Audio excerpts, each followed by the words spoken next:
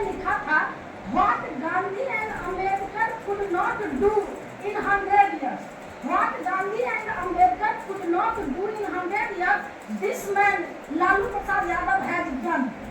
जो अम्बेडकर साहब और गांधी जी ने जो 100 साल में नहीं किया, लालू जी ने कर दिखाया। और साथ ही मैं ये भी कहना चाहूंगी कि अम्बेडकर जी के सपनों के भारत को यदि धरती पे किसी ने लाया है तो वो सिर्फ लालू प्रसाद यादव है। अम्बेडकर साहब बहुत किसी भी धर्म के हों, लेकिन मानसिक गुलामी से दूर होना सबसे ज्यादा जरूरी है। जब तक हम लोग अपने हाथ की कलाई का धागा नहीं काटेंगे, हम मानसिक गुलामी से दूर नहीं हो सकते हैं।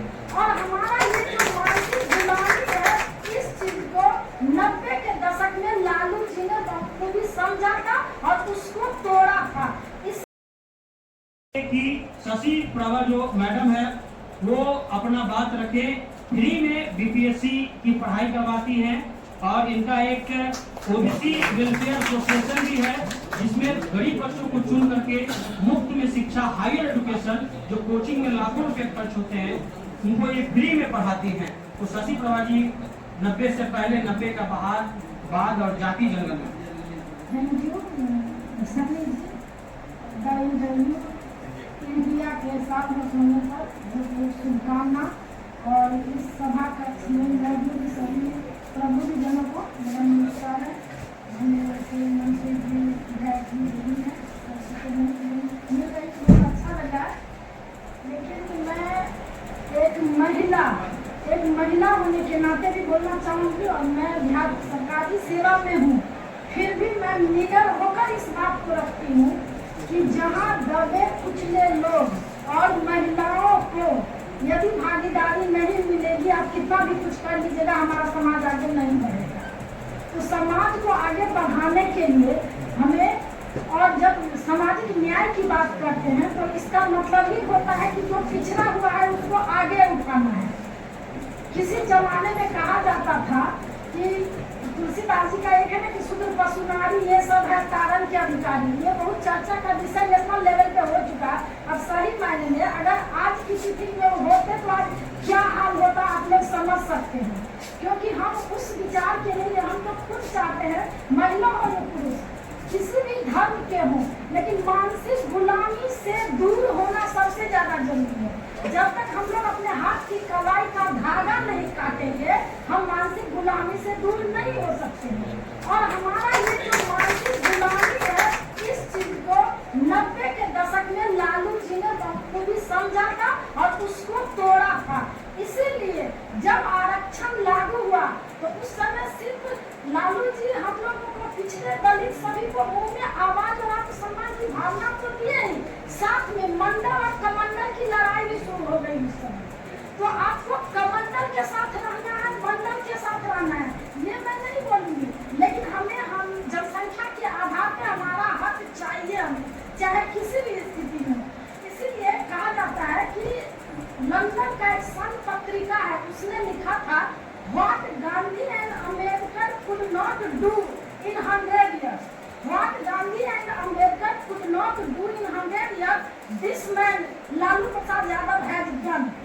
जो अम्बेडकर साहब और गांधी जी ने जो 100 साल में नहीं किया, लालू जी ने कर दिखाया। और साथ ही मैं ये भी कहना चाहूंगी कि अम्बेडकर जी के सपनों के भारत को यदि धरती पे किसी ने लाया है तो वो सिर्फ लालू प्रसाद यादव है। अम्बेडकर साहब बहुत अपना कष्ट सहकर अमेरिका लंदन से पढ़ाई करके जितना उनके दिमाग में था, कभी वो भारतीय राजनीति में नहीं, उस समय जो राष्ट्रीय आंदोलन होता था, अंग्रेजों को भगाओ ये करो, तो उसमें नहीं रहते थे, लेकिन उन्होंने अपने समाज के लोगों के बारे में सोचा, पिछड़े दलित तबके के लोग के बारे में संविधान में लिखा। तो उस संविधान को हमको पढ़ना बहुत जरूरी है। व्हाट्सएप मीडिया में हम सुन लेते हैं, हम किसी का भाषण सुन लेते हैं, लेकिन मेरा ये स्लोगन है, हर हर संविधान, घर घर संविधान। अगर घर घर संविधान होगा तभी हम संविधान के नियमों को पढ़ सकते हैं और संविधान को हम अपने बच्चों को समझा सकते हैं, जो अपना आरक्षण भी ले लेगा और अपनी शिक्षा को भी उस स्तर पर ले लेगा। शिक्षा ही हमारे पास एक ऐसा हथियार है जिसके बल पर हम अपने आप को, हम अपने समाज को, हम अपने अगली पीढ़ी को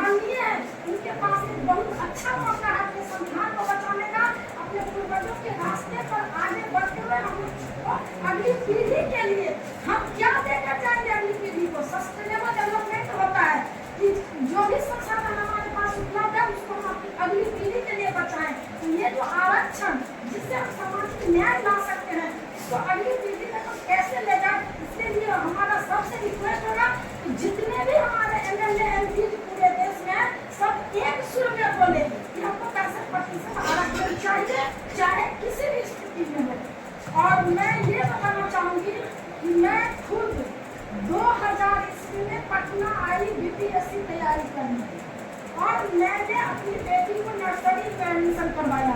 और मेरी 2 साल पहले आप लोग सुने होंगे गूगल गर्ल बिहार समृद्धि यादव, भाई से मैं समृद्धि यादव की माँ हूँ, जिसको लंदन गूगल ने बुलाया 1 करोड़ 10 लाख के पैकेज। आप लोगों ने सुना होगा आंसर। तो यही शिक्षा ही है, कोई हमको तो रिजर्वेशन नहीं है, मेरे बच्चे को चाहिए, बिना रिजर्वेशन का चाहिए। लेकिन मैं चाहती हूँ कि मेरे समाज आगे आए, मेरा समाज आगे आए, इसलिए रिजर्वेशन बहुत जरूरी है।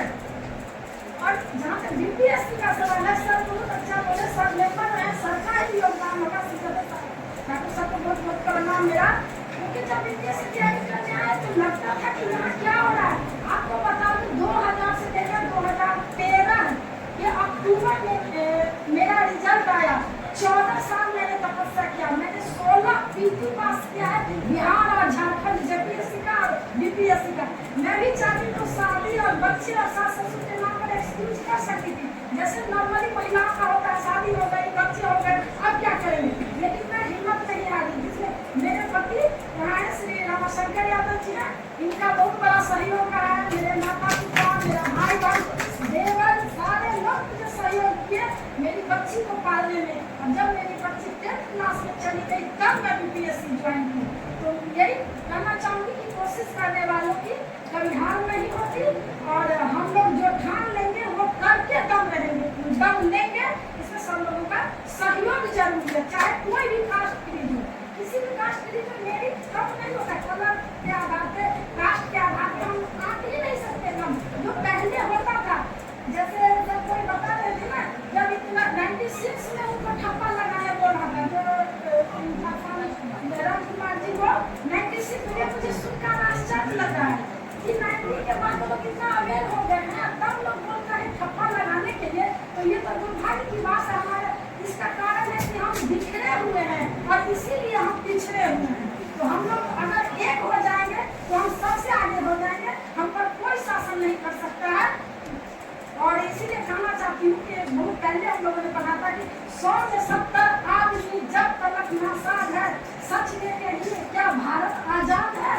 तो हमें 70 क्या तो 85% है, और हमें 85% यदि एक मुट्ठी बन जाएंगे तो क्या कोई हरा सकता है?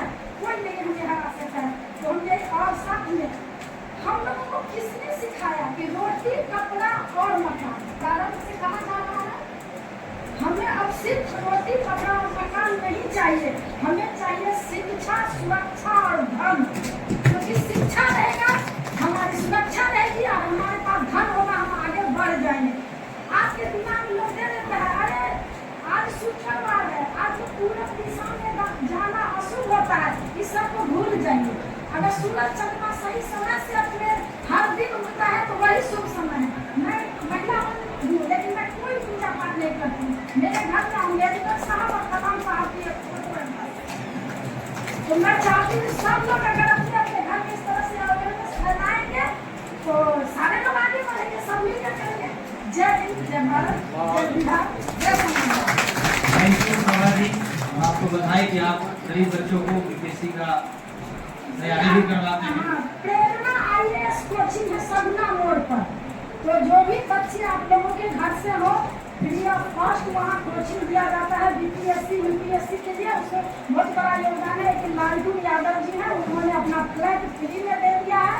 और हम लोग बहुत सारे ऑफिसर लोग हैं, मतलब समाज सेवी हैं, सब लोग उसको फंडिंग करते हैं, हम भी लोग भी, और टीचर को पैसे देते हैं। अभी उस ग्रुप में मैं जी थैंक यू। हाँ जी, तो इस चीज़ का एक्सप्रेस करना है कि हमारे बच्चे वहाँ जब हम जिस मीटिंग में जाते हैं वहाँ ये बात बोलते हैं। Thank you. अच्छा है। हाँ जी,